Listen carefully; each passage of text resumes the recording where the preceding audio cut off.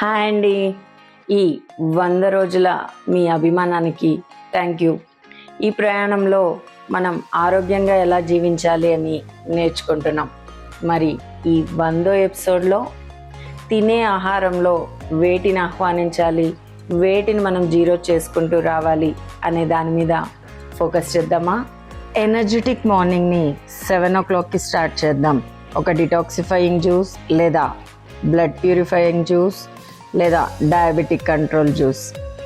ఇక 8 AM millet బ్రేక్ఫాస్ట్తో మరింత ఎనర్జెటిక్గా అవుదాం. అది మిల్లెట్ ఇడ్లీ కావచ్చు, లేదా కిచిడి కావచ్చు, రాగి దోశ కావచ్చు. ఇక 11 AM టమ్మీతో ఫుల్ విటమిన్స్ని నింపే రకరకాల ఫ్రూట్స్ అండి.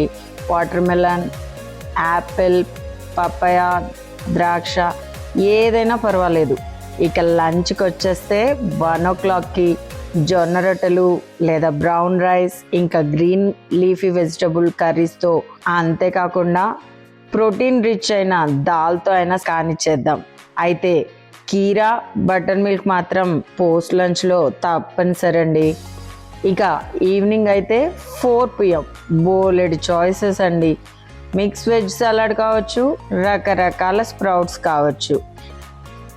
ఇక మన డేని 7 PM కల్లా ఒక అద్భుతమైన బెనిఫిట్స్ని ఇచ్చే రాగి జావతో ముగించేద్దామా?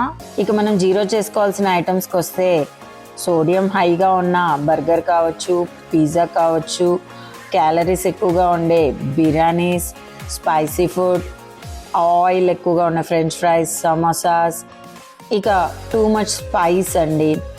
ఇంకా జీరో చేసుకోవాల్సింది polish rice, cool drinks, ice cream, ఫ్రిడ్జ్లో ఉన్న అన్ని ఐటమ్స్, కాఫీ, టీ, ఇంకా సాల్ట్ అండ్ షుగర్.